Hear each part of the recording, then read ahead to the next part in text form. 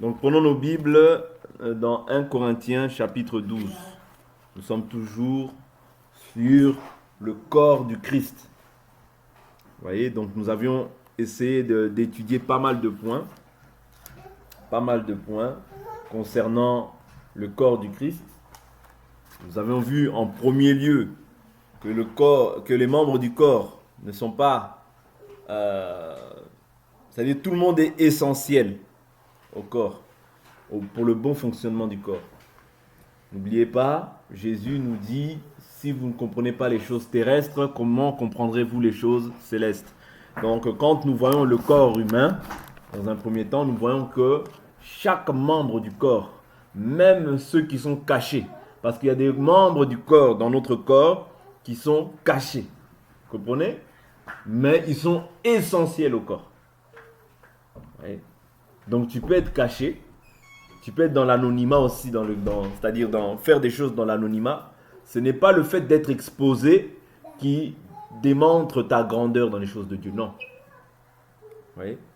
Tu peux être exposé, ok, et ne pas être grand selon Dieu. Tu peux être grand selon le monde, mais être grand selon Dieu, c'est par moments différent que ce que le monde appelle la grandeur. Je prends un exemple.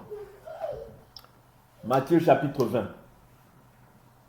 L'Écriture nous dit, je prends l'Écriture dans Matthieu chapitre 20 pour nous exhorter, parce que on a une manière des fois un peu erronée de voir les choses du Seigneur, la grandeur selon Dieu et la grandeur selon le monde. Je prends Matthieu chapitre 20 et il y a une autre Écriture qui me vient à l'esprit. Matthieu chapitre 20, je prends à partir du verset 20. Alors la mère des fils de Zébédée s'approcha de Jésus avec ses fils et se prosterna pour lui faire une demande. Il lui dit, « Que veux-tu » Ordonne, lui dit-elle, que mes deux fils que voici soient assis dans ton royaume. Ouais, ici, déjà, on parle du royaume de Jésus. Ouais. C'est pour nous dire que dans un royaume, il y a un roi. Or, quand on parle de ton royaume, elle parle du fait que Jésus soit roi. Ouais. Donc, on voit encore ici la divinité même de Jésus. Mais les gens s'obstinent simplement. Jésus n'est pas Dieu. Bon, bref, on ferme cette parenthèse, on continue.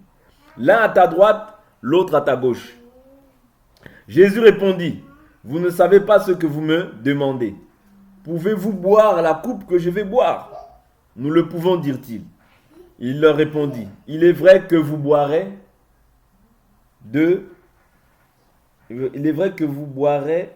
ma coupe. Mais pour ce qui est d'être assis à ma droite et à ma gauche, cela n'est pas à moi de le donner, sinon à ceux pour qui cela est préparé par mon Père. » Les 10 qui avaient entendu cela furent indignés contre les deux frères. Les chefs des nations.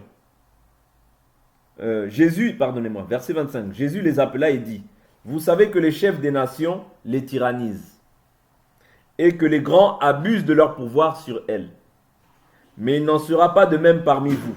Mais quiconque veut être grand parmi vous sera votre serviteur. » Ici, je viens exprimer par rapport au corps la grandeur selon Dieu. Vous comprenez? La grandeur selon Dieu, ce n'est pas la grandeur selon le monde. Comme on voit par exemple aujourd'hui des serviteurs qui paraissent grands aux yeux des hommes, mais que Dieu parfois même ne connaît pas. Est-ce que vous comprenez? Ce n'est pas parce que tu es dans l'anonymat que Dieu ne te connaît pas. Non. La Bible nous dit, la Bible ne nous dit pas de nous réjouir parce que je suis connu à gauche, à droite. Non, non, non, non, non. La Bible ne nous dit pas ça. La Bible nous dit, réjouissez-vous de quoi? De ce que votre nom soit inscrit dans le livre de vie. C'est ça ta réjouissance. Est-ce que vous comprenez? La réjouissance, c'est pas d'être qu'on te connaisse là-bas, non. La réjouissance que tu peux avoir, c'est déjà d'avoir cru au véritable évangile. Parce que tu es heureux. La Bible nous dit, heureux ceux qui n'ont pas vu mais qui ont cru. Toi qui n'as pas vu Jésus physiquement, tu as cru. C'est ça ton bonheur. Ouais. Et le second bonheur, c'est que ton nom est inscrit dans le livre de vie. Dieu te connaît par ton nom. Est-ce que vous comprenez? Des fois, on a une manière de voir la grandeur, ouais, qui est erronée. C'est-à-dire, on voit la grandeur à la manière des hommes. Mais un homme peut être grand selon les hommes, mais Dieu ne peut ne pas le connaître. Vous voyez? Le problème, ce n'est pas être grand ou bien d'être vu des hommes. Le problème, c'est que Dieu te connaisse. et que tu embrasses le véritable enseignement pour ton salut, pour le salut de ton âme. Parce que si tu n'embrasses pas, tu peux être connu des hommes, tu peux être sollicité par les hommes, tu peux faire des miracles, faire des prodiges, c'est bien, c'est une bonne chose. Mais est-ce que Dieu te connaît? Vous comprenez? Est-ce que Dieu te connaît? La plus belle des choses qui puissent t'arriver sur cette terre, c'est que Dieu te connaisse et que ton nom soit inscrit dans le livre de vie. Parce que Jésus, quand les gens y viennent, ils font des miracles, ils chassent les démons. Oh, les gens y viennent, ils sont contents. Oh Seigneur, même les démons nous sont soumis en ton nom. Vous voyez, les gens sont dans la joie. Pourquoi? Pour des choses qui frappent aux yeux des hommes. Vous voyez? Ça, c'est l'homme. C'est-à-dire vouloir paraître devant les hommes. Non. Jésus leur dit quoi? Jésus leur dit bravo. Non, il leur dit pas bravo. Il leur dit ne vous réjouissez pas de cela. Réjouissez-vous de ce que votre nom soit inscrit dans le livre de vie. C'est ça la véritable joie. Vous voyez? Parce que Dieu ne regarde pas à ceux qui frappent. Non, ça c'est les hommes. Les hommes regardent à ceux qui frappent. À l'homme de feu. À l'homme de ceci. À l'homme de cela. Non, ça c'est humain. Et c'est charnel. Vous voyez? On n'intimide pas Dieu par ces choses-là. Est-ce que vous comprenez? Donc ce qui est important pour Dieu, ce n'est pas la foule, ce n'est pas toutes ces choses-là. Mais ce qui est important pour Dieu, c'est que tu gardes la parole fidèlement. Parce qu'il y a une promesse qui est liée au fait de garder la parole. La Bible nous dit, puisque tu as gardé la parole de la persévérance, je te garderai aussi au jour de la tentation qui vont survenir sur le monde, sur la terre. Vous comprenez? C'est-à-dire, il y a une promesse. Voilà pourquoi. Perds tout, mais ne perds pas l'enseignement. Accepte de tout perdre, mais ne perds pas l'enseignement. Vous voyez? Parce que l'enseignement, c'est ça qui va prolonger tes jours. Parce que nous savons que nous sommes des passagers sur cette terre. Mais il y a une vie à venir qui est beaucoup plus excellente que tout ce que nous pouvons vivre ici. Est-ce que vous comprenez? Vous voyez? Il y a une vie à venir qui est beaucoup plus excellente. Donc ne perds jamais l'enseignement. Ici, je voulais simplement nous faire comprendre que dans le corps, tous les membres n'ont pas la même fonction. Il y a des membres qui sont cachés, même naturellement comme ça. Je ne peux pas me mettre torse nu inutilement. Je ne peux pas me mettre nu inutilement, non. Vous voyez? C'est-à-dire, cette partie-là est cachée. Mais néanmoins, elle est nécessaire au corps. Parce que sans ça, vous voyez, je serais handicapé. Vous comprenez? Parce qu'il y a des choses qui sont nécessaires. Mais néanmoins, ils sont cachés. Mais cela ne veut pas dire qu'ils ne sont pas là. Pour Dieu, ils sont là. De la même manière aussi, tout le monde n'aura pas la même peut-être visibilité. Mais l'essentiel, c'est qu'on garde l'enseignement. L'essentiel, c'est pas d'être connu de partout et de ne pas être connu de Dieu. Non, nous, avant toute chose, nous voulons persévérer dans les choses d'en haut. Voilà pourquoi même si Dieu t'élève, assure-toi de garder toujours la parole pure. Même si Dieu fait quoi que ce soit, garde tout. Même si les gens disent que tu es radical, c'est pas grave. Tu n'es pas sauvé pour plaire aux autres. La Bible nous dit malheur quand tous les hommes diront du bien faussement de vous. C'est comme ça qu'ils ont agi envers les faux prophètes. Vous comprenez? Malheur à vous quand les hommes diront tous du bien de vous. Ne cherche pas à plaire aux hommes, cherche à plaire à Dieu. Oui. Même si tu es un membre connu, Dieu t'élève, il te commence à t'utiliser puissamment. Ne dilue pas l'évangile. Ne dilue pas l'évangile, ne mélange pas l'évangile, n'accepte pas de faire plaisir aux gens plutôt que de faire plaisir à Dieu. Parce que quand tu fais ça, tu deviens infidèle. Oui. Tu deviens infidèle. Vous comprenez? Donc tu peux être un membre peut-être caché. C'est pas ça qui importe. Mais ce qui importe, c'est que tu gardes fidèlement et jalousement l'enseignement. Je vais prendre une écriture pour voir qu'est-ce que Jésus a fait aussi lorsque les gens voulaient l'élever. Qu'est-ce que Jésus a fait? Jésus n'est pas venu dire « Ah, venez m'élever ». Non, ce n'était pas son temps de pouvoir être glorifié. Vous comprenez? Ce n'était pas son temps. Qu'est-ce que Jésus a fait lorsque les gens voulaient l'élever pour le faire roi? Je suis dans le livre de Jean, je crois. Livre de Jean. Jean voulait élever Jésus. Jésus qui est Dieu n'a pas cherché la gloire venant des hommes, mais il a cherché la gloire venant de Dieu. C'est totalement différent. Mais aujourd'hui, beaucoup cherchent la gloire venant des hommes. Non, on cherche la gloire venant de Dieu seul. Vous voyez, je prends l'écriture. L'écriture qui dit qui voulait l'élever pour le faire roi. Je suis... Voilà. Je suis dans le livre de Jean, chapitre 6, verset 14. Ces gens, à la vue du miracle que Jésus avait fait, disaient, vraiment c'est lui le prophète qui vient dans le monde. Jésus, sachant qu'ils allaient venir l'enlever pour le faire roi, se retira de nouveau sur la montagne, lui seul. Dans sa première venue, Israël ne pouvait pas le reconnaître comme roi. C'est dans sa seconde venue qu'ils vont le reconnaître comme le roi d'Israël. Jésus, qu'est-ce qu'il a fait? Il se retira lui seul sur la montagne. Vous comprenez? Un homme ne peut pas chercher la gloire venant des hommes. Oui. Ça, c'était un esprit pharisien. C'est-à-dire les pharisiens cherchaient la gloire venant des hommes. C'est ça que Jésus a dit. Vous cherchez la gloire des uns envers des autres. Moi, je cherche la gloire venant de Dieu seul. C'est ça que doit être un enfant de Dieu. Pas chercher une notoriété, pas chercher une gloire. Oui. C'est ça que doivent être les membres du corps en réalité. Oui. Nous ne cherchons pas la gloire venant des hommes, mais nous cherchons que Dieu lui-même se glorifie de par notre attitude. Et même si Dieu t'accorde peu de puissance, reste fidèle. Oui. Reste fidèle à la parole parce que Dieu est fidèle. Oui. Ce qu'il a dit, il accomplira aussi. Est-ce que vous comprenez? Nous sommes des membres du corps du Christ, chacun pour sa part. Oui. Et nous avons tous reçu quelque chose venant de Dieu. Voilà pourquoi je dis que tout membre du corps est essentiel. Oui. Tout membre est essentiel au corps. Et chacun a une fonction bien particulière à pouvoir exécuter pour le bon fonctionnement et le bon déroulement du corps. C'est très important. Est-ce que vous comprenez? C'est très important. Donc nous avions vu tous ces aspects-là. Nous avions vu aussi l'unité. Comment est-ce que l'unité peut s'effectuer dans le corps? L'unité ne peut pas s'effectuer comme on voit les unités, l'unité dans le monde. Non. L'unité du corps s'effectue par rapport à ce que chacun demeure d'abord dans la parole. Parce que l'unité, avant que je sois un, que nous soyons un même corps, il faut qu'on soit un d'abord tous avec Dieu. Celui qui n'est pas un avec Dieu ne peut pas être un avec nous. Ne peut pas être un avec le frère, ne peut pas être un avec la sœur. Pourquoi? Parce que la paix, c'est d'abord avec Dieu. Ouais. La paix ou l'amour, c'est d'abord avec Dieu. Et ensuite, elle est déversée maintenant sur les hommes quand les hommes ont un même enseignement. C'est très important. Voilà pourquoi la Bible nous dit, ne mettez pas foi à tout esprit, mais éprouvez les esprits pour savoir s'ils sont de Dieu. Dans le corps du Christ, on éprouve toutes les prophéties. Parce qu'on n'est pas sentimentaliste. Dans le corps du Christ, on éprouve toute parole. Parce que la Bible dit toute parole est éprouvée. C'est-à-dire on éprouve. Ce n'est pas un péché d'éprouver. Ouais. Même un homme de Dieu, ce n'est pas un péché de l'éprouver.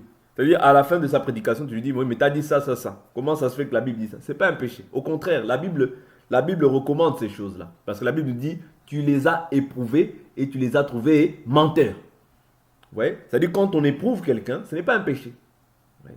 C'est afin que Dieu soit glorifié. Parce que nous cherchons la vérité. Comme je vous ai dit, nous, un homme, qui que ce soit sur cette terre, aucune personne n'a une parole à dire si ce n'est le fondement de la parole. C'est-à-dire personne ne peut amener sa philosophie, personne ne peut ramener ses pensées dans ces choses-là. Non, c'est interdit.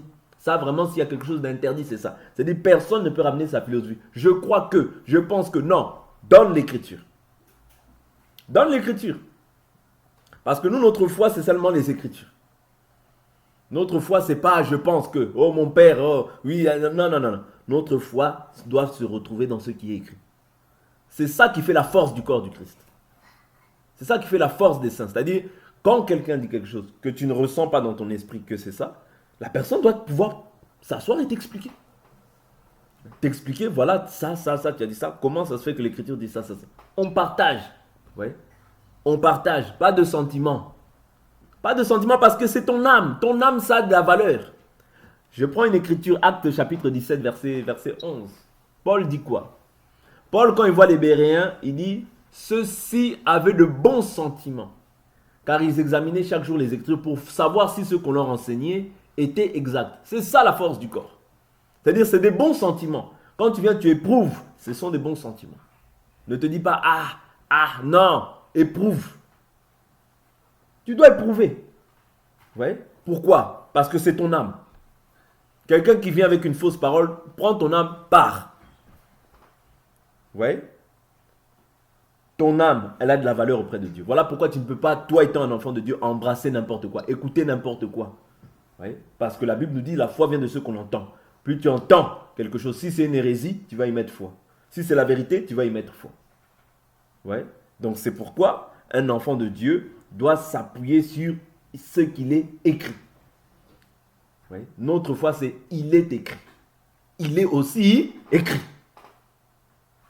Ouais. Parce que n'oubliez pas, je vous dis toujours, Satan connaît la parole. Ce n'est pas le problème de la parole. Satan connaît la parole. Mais ses serviteurs, qu'est-ce qu'ils font? Ils tordent le sens des Écritures pour leur propre ruine. Oui.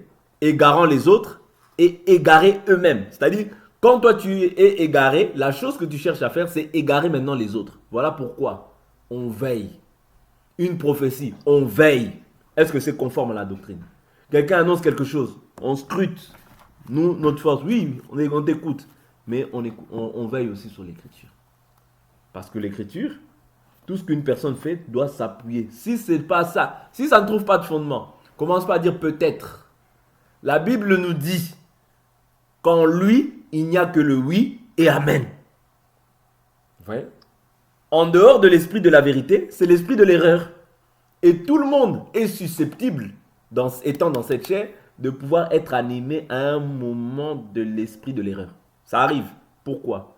Je vois Pierre. Pierre, il dit, oh, tu es le Christ, le Fils du Dieu vivant. Le Seigneur lui dit quoi? Ce n'est ni la chair ni le sang qui t'ont révélé cela, mais c'est mon Père dans les cieux. Oui. Et je te dis, tu es Pierre, et sur cette pierre, je bâtirai mon église, les portes du séjour du mort n'y prévaudront point. En marchant, toujours dans la même marche, en marchant, Jésus maintenant annonce sa mort. Il dit, oui, le Fils de l'homme va être mourir, il va être tabassé par les sacrificateurs et tout et tout. Pierre, il dit, non, cela ne t'arrivera pas. Mais qu'est-ce que Jésus lui dit? Arrière de moi, Satan. Oui. Tes pensées, vous comprenez? Ne sont pas celles de Dieu, mais celles des hommes. Toute pensée humaine n'a rien à voir dans la parole. La force du corps, c'est ça. Ouais. La force du corps, c'est ne pas mettre foi à des pensées humaines. Oh peut-être que, oh peut-être que, oh peut-être. Quand il parlait de ça, est-ce qu'il ne parlait pas du grand-père? Est-ce qu'il ne parlait pas de... Où tu vas voir Kimbangu dans la Bible? Oh le Dieu des Noirs, où tu vas voir ça? Ouais. Le corps du Christ, sa force, est centrée sur ce qui est écrit. C'est ça notre force. Oui. C'est-à-dire que quelqu'un vient avec quelque chose, on éprouve. Quelqu'un vient avec quelque chose, on l'éprouve. Oh, mais moi, j'ai 10 églises. Ce n'est pas notre problème. Oh, j'ai 100 églises. Ce n'est pas mon problème. D'ailleurs, moi, je suis ton oncle. Ce n'est pas mon problème. Tu n'es pas plus âgé que Dieu. Cette parole-là, tout le monde est en dessous de cette parole. Tout être humain est en dessous de cette parole. Ah, mais je suis ton oncle, ça fait 35 ans que je prêche la parole. Ce n'est pas mon problème. Je te respecte comme étant une personne âgée, mais si tu dis le mensonge, je te dirais ça, c'est le mensonge. Ouais. Pourquoi? Tout homme doit être reconnu menteur. Dieu seul doit être reconnu comme étant vrai. Vous comprenez? Donc quand quelqu'un amène une doctrine des hommes, on doit rejeter ça en bloc. Parce que la doctrine des hommes n'a rien à voir dans la parole de Dieu. Ouais. Dieu n'a pas besoin de nous pour pouvoir faire son œuvre. Il peut faire son œuvre que lui-même. Ouais. Donc s'il nous a enrôlés dans ce service, c'est afin qu'on puisse faire le service conformément à sa volonté. Voilà pourquoi le corps ne se dirige pas par lui-même, mais il est dirigé par la tête, qui est Christ. C'est lui qui est la tête du corps du Christ. Ouais. C'est lui qui est la tête. Nous sommes simplement les membres du corps, ouais, à qui il a fait grâce, mais pour pouvoir maintenant demeurer dans sa parole. Ouais. Parce que la Bible dit, si vous demeurez dans ma parole, vous êtes réellement mes disciples. Ouais. Donc si tu ne demeures pas dans cette parole, tu n'es pas réellement un disciple. Comment est-ce qu'on ne demeure pas dans sa parole? Quand on ne garde pas ses commandements. Je crois en Jésus, mais je crois aussi que Jésus et le Père, il y a trois dieux. Je crois au Père, au Fils, c'est-à-dire je crois au Dieu le Père, Dieu le Fils, Dieu le Saint-Esprit. Donc toi tu es un trinitaire quoi. Ce n'est pas ça que les apôtres nous ont présenté. Vous voyez? Donc là, tu ne demeures pas dans la parole. Je crois en Jésus-Christ, mais je crois aussi que même étant en Jésus-Christ, on peut célébrer les fêtes de Noël, la fête des pères, fête des mères, fête d'Halloween, fête de toutes ces fêtes païennes. Tu ne demeures pas dans la doctrine de Christ. Je crois en Jésus-Christ, oui, mais je crois aussi que les femmes peuvent être habillées d'une manière indécente, sans pudeur, sans modestie. Tu ne demeures pas dans la doctrine véritable de Christ. Le corps de Christ, sa force, c'est de pouvoir demeurer. Si nous voulons hériter, nous devons au préalable demeurer. L'héritage, c'est pour ceux qui ont demeuré. Est-ce que vous comprenez? Nous sommes héritiers dès lors où nous comprenons que nous devons demeurer dans cette parole. Est-ce que vous comprenez?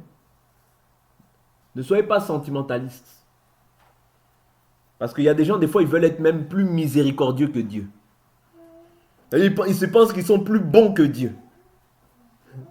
Vous voyez? Oh, mais non, mais c'est... Non, tu n'es pas plus bon que Dieu. Oui? Tu n'es pas plus bon que Dieu. Parce que Dieu, il voit tous les criminels. Là, il sait tel criminel, il va aller tuer l'autre. Il sait tel criminel. Mais il a toujours compassion et miséricorde. Nous ne sommes pas plus bons que Dieu. Voilà pourquoi l'amour de Dieu consiste à demeurer dans ce qui est écrit. Ne mettons pas foi à tout esprit. Parce que cette parole, c'est ta vie. Je vous répète toujours cette écriture de 1 Corinthiens 15. À la fin, vous allez connaître par cœur ce verset. Il dit, je vous rappelle. C'est-à-dire, l'évangile, c'est aussi le rappel de ce que des bornes qui ont été posées par les anciens. La Bible nous dit quoi? Ne déplace pas les bornes qui ont été posées par les anciens.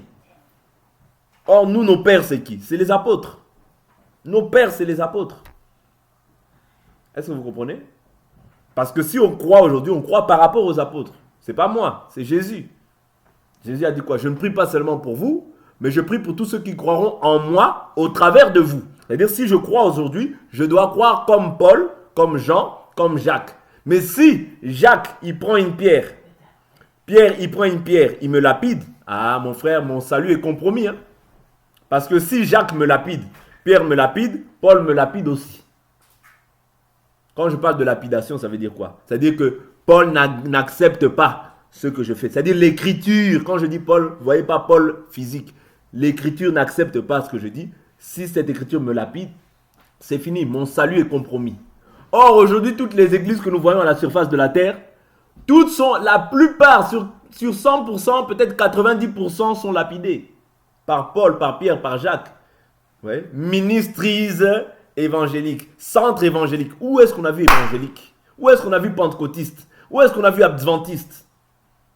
Où est-ce qu'on a vu les femmes qui enseignent dans l'église, qui prennent l'autorité sur les hommes? Tu es lapidé par Pierre, tu es lapidé par Paul, tu es lapidé... Ça dit, tous les apôtres, ils sont contre toi. Et les prophètes aussi, ils sont contre toi. Or, si les prophètes sont contre toi, c'est terminé. Ton salut est compromis. C'est-à-dire, pour toi, il n'y a pas de salut. Voilà pourquoi le corps du Christ, l'amour ne peut siéger, l'unité ne peut siéger, la même âme ne peut siéger que lorsque nous demeurons dans la vraie doctrine. J'insiste sur ces choses-là. C'est alors que tu peux prétendre être membre du corps. Parce que sinon, en réalité, quand tu es dans ces choses-là, tu es membre d'une église locale, tout simplement. L'église locale ne veut pas dire l'église corps. Il y a une nuance, il y a une différence. L'église corps, c'est ceux qui demeurent dans la vraie doctrine. Ils sont greffés au corps.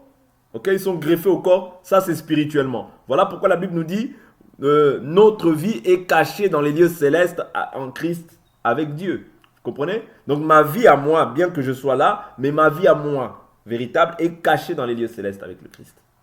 Ce qu'il y a seulement, ça c'est la chair. Mais la Bible nous dit que la chair et le sang ne peuvent pas hériter le royaume. Vous voyez? Pourquoi? Parce que ça, ma chair, elle a été corrompue par le péché. Vous voyez? Romains chapitre 8, verset 2. Vous voyez? Que nous étions tous sous la loi de l'âge, sous l'âge du péché et de la mort. Un seul a péché, tous ont péché. Le premier péché, celui qui a péché, c'est Adam. Tous ceux maintenant qui sont nés de la chair et du sang ont la semence du péché. Aujourd'hui, j'ai été racheté. Si j'ai été racheté, je dois m'efforcer maintenant à demeurer dans la vraie doctrine pour mon salut. Sinon, tout ce que je fais, je perds du temps. Parce qu'il y a la foi, je vous dis toujours, mais il y a aussi la foi vaine. La foi vaine, c'est une foi qui ne sauve pas. Or, l'église corps, c'est ceux qui seront enlevés. Mais les églises locales, les localités d'église qui ne demeurent pas dans la doctrine, ne vous en faites pas, ils ne seront pas sauvés. Parce que le nom de Dieu n'est pas invoqué sur la vie de ces gens. Oui. Or, nous, quand nous avons cru, oui, nous recevons le Saint-Esprit, c'est le gage de notre héritage. C'est-à-dire, c'est fini. Toi, comme tu as reçu le Saint-Esprit, tu es sauvé. Tu es sauvé. Vous comprenez? Tu es sauvé.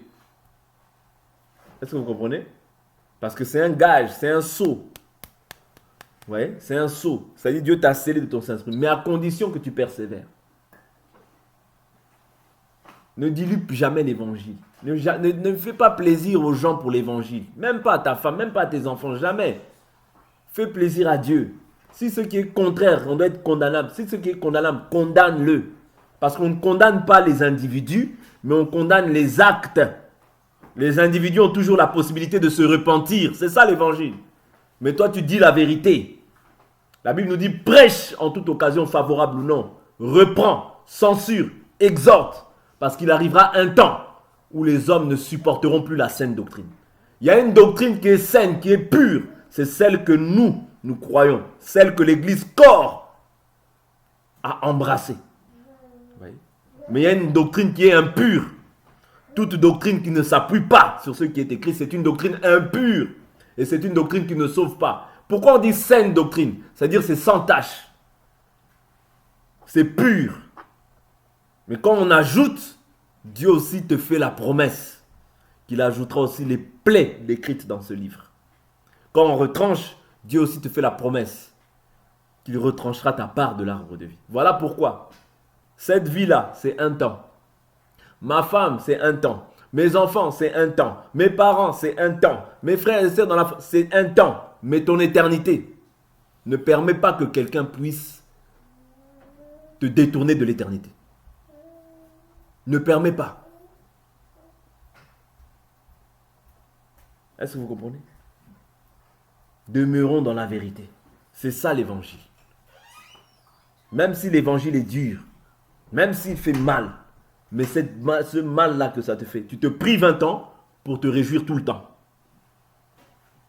Le temps est court. La Bible nous dit le temps est court. Oui. Et le temps ne t'appartient pas. Toi, tu ne sais pas si... C'est-à-dire, tu ne sais pas ce qu'un jour peut enfanter. Mais Dieu lui sait. Dieu a fixé déjà, c'est-à-dire les années de ta vie sur cette terre. Mais toi, tu ne sais pas.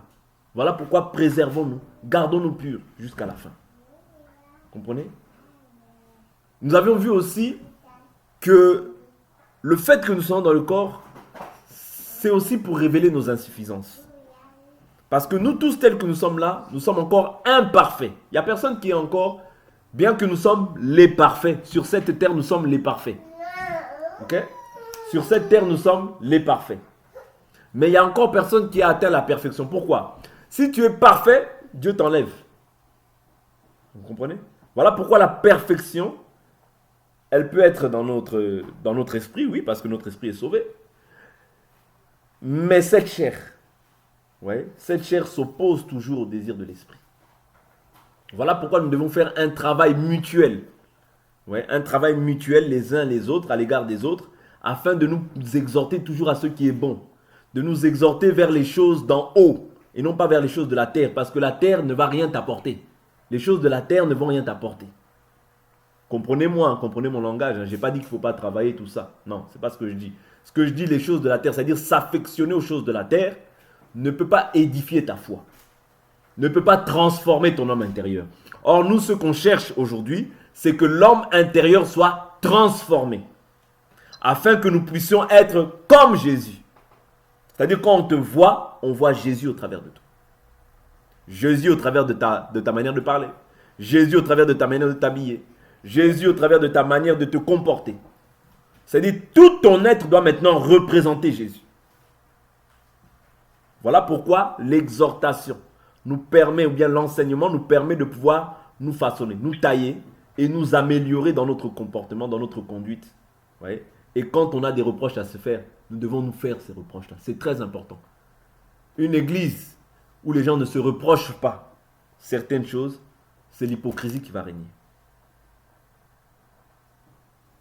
Vous comprenez? Parce qu'on doit, quand je vois, je dois reprocher. Pourquoi? Parce que la Bible nous dit, l'amour se réjouit de la vérité. C'est-à-dire, quand tu me dis la vérité, je vous ai dit, hein, la Bible, l'Écriture nous dit quoi? Que le juste me frappe, c'est de l'huile sur ma tête. Voyez? Quand le juste me frappe, en réalité, c'est de l'huile sur ma tête. Afin de me permettre de pouvoir marcher encore avec le Seigneur. Voilà pourquoi l'église véritable n'est pas dans les sentiments charnels. Non. On marche dans la vérité. Oui. Parce que c'est la vérité qui va nous permettre de pouvoir demeurer stable et ferme. Vous voyez? C'est-à-dire Jésus est la vérité. Il nous a donné son esprit. Il vient habiter en nous pour que nous puissions nous aiguiser les uns les autres. C'est-à-dire nous aiguiser par le moyen de la parole. Nous aiguiser par le comportement afin que nous puissions refléter le caractère de Christ. Et non pas le caractère mondain. Parce que le monde et sa convoitise passent. Mais la parole de Dieu demeure éternellement. Vous comprenez? Et toi aussi, si tu espères en cette parole, tu vivras aussi éternellement. À condition que tu demeures dans cette parole. Est-ce que vous comprenez? C'est ça l'espérance du corps. Nous avons une espérance qui est plus glorieuse que tout ce que nous pouvons voir sur cette terre. Attachons-nous sincèrement à la parole. Et surtout, la seule chose par laquelle je vais finir, c'est ne frelatons pas la parole. Ne diluons pas l'évangile pour nos déconvoitises qui sont passagères et éphémères. Tu auras à rendre des comptes de la manière dont tu as vécu dans ce corps. Parce que la Bible nous dit que tout homme rendra compte de toute parole vaine qu'il aura proférée. Voilà pourquoi la Bible nous dit, par tes paroles tu seras justifié, mais par tes paroles aussi tu seras condamné. Que Dieu nous bénisse, on va s'arrêter là pour aujourd'hui.